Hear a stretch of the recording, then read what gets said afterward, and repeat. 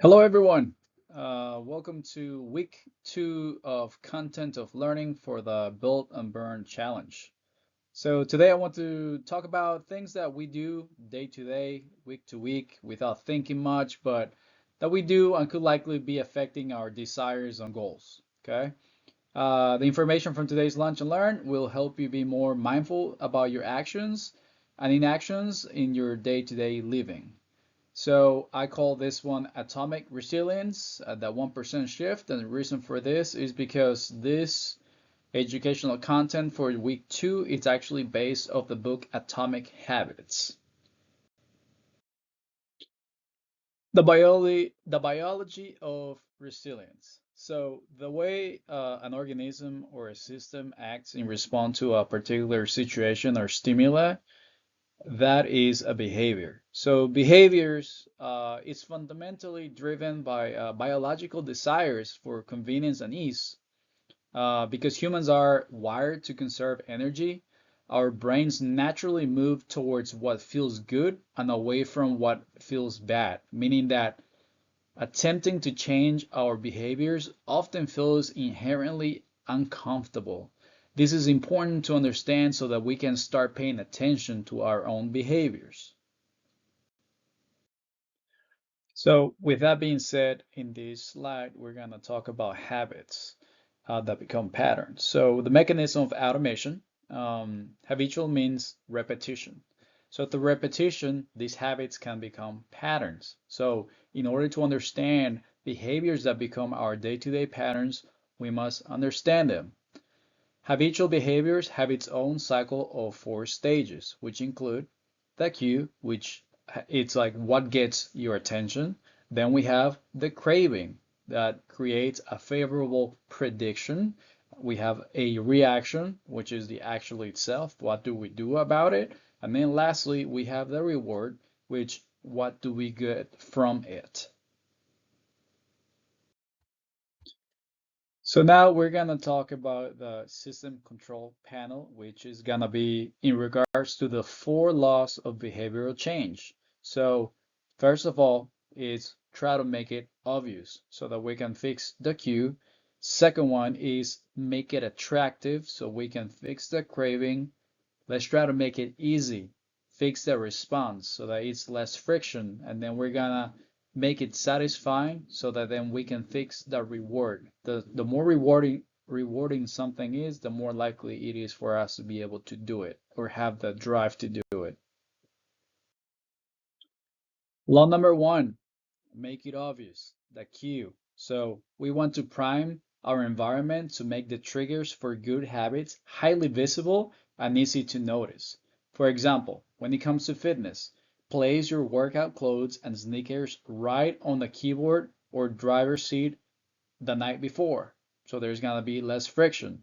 Hydration, let's say. Fill three large water bottles and place them in the three rooms you spend the most time in, or in the office, or in the warehouse.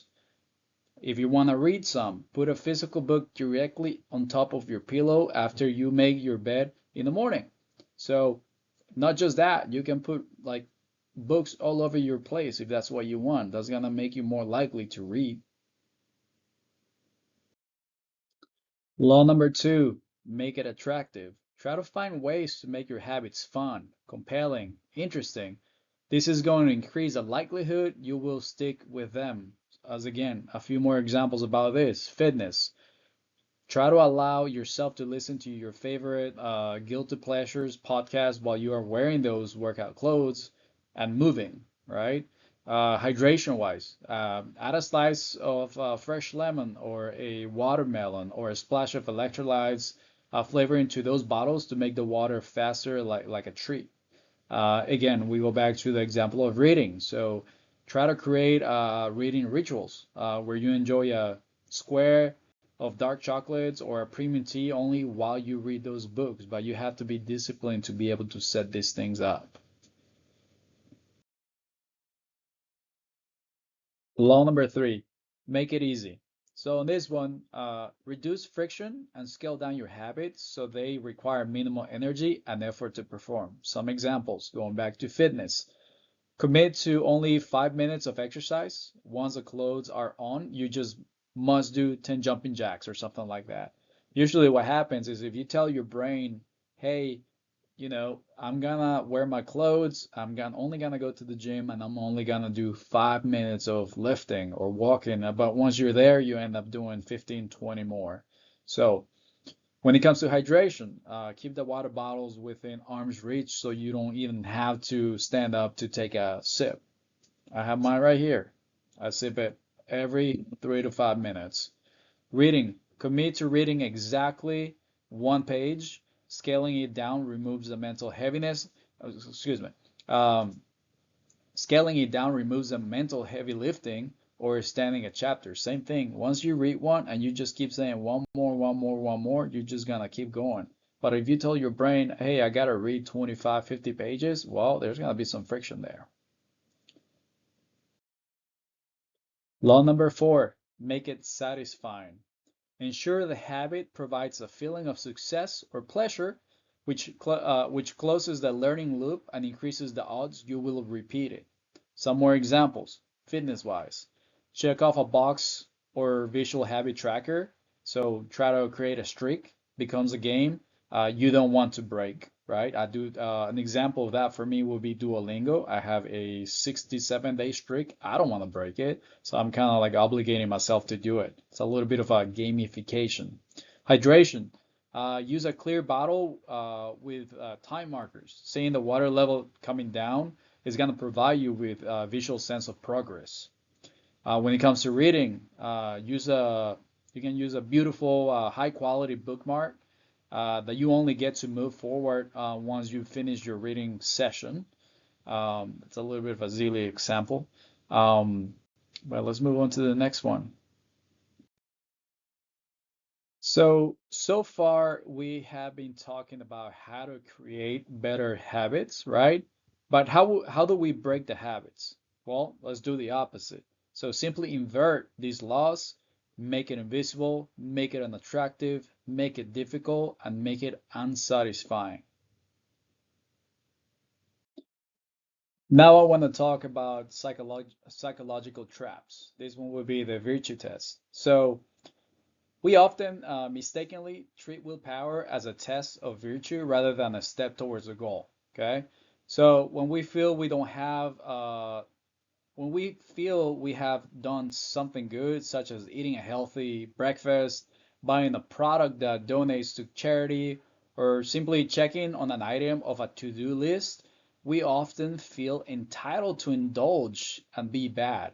This is known as moral licensing or goal liberation, where making progress on one's goals causes our brain to immediately switch to a competing desire, like watching TV or eating desserts, and similarly, the halo effect, which occurs when the mere presence of a healthy option on a menu or in a vending machine makes people feel virtuous enough to order the unhealthy items available. Crazy how the brain works, but I want you guys to be aware of this. Maybe it's gonna get you thinking about these things, and then you're gonna notice that you're maybe doing some of this. Let's move to the next one. Psychological trap number 2, meeting a stranger, or also known as the illusion of future self. So we tend to view our future selves as complete strangers. So this sabotages our motivation to save for retirement or make healthy choices today because it feels like we are making sacrifices for someone else. We also falsely idealize our future selves and we assume they will have more free time, less stress, and more willpower to tackle the changes we put off today. Try to be present, stop looking at the future, stop looking at the past. The definition, let me bring this up. The definition of anxiety is whenever you spend too much time in the future. The definition of depression is when you spend too much time in the past. Let's try to be present. Psychological trap number 3, the dopamine chase. So neuroscience shows that the brain has different systems for wanting and liking. So driven by dopamine, which is the wanting system, creates a frantic craving and stress, convincing you that indulging in something such as like food, cigarettes, or checking your phone is essential for your happiness and survival. However, this system is a poor predictor of actual satisfaction.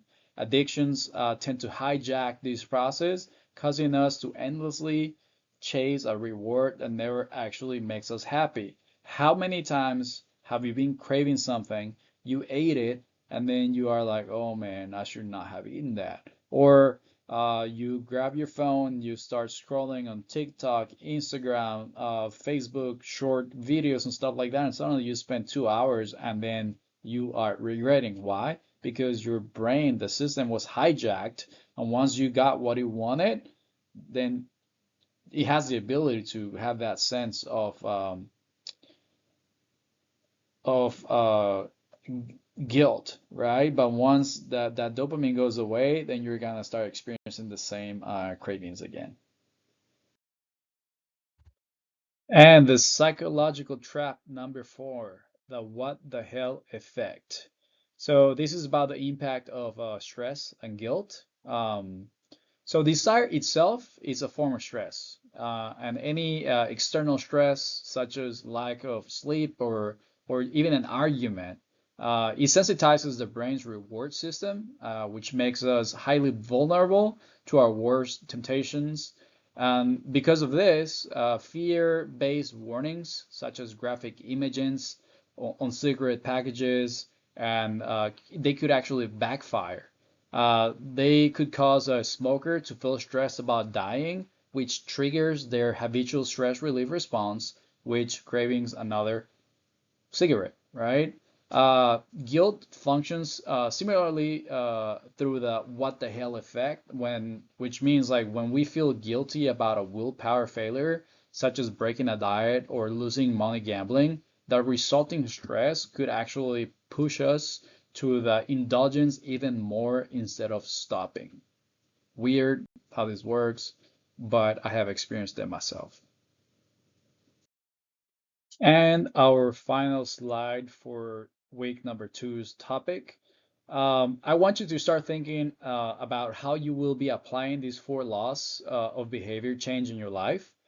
I'd like for you to pay attention to this information that you've learned. And when the sin is around the corner or the craving is about to win, think about the psychological traps we just spoke about.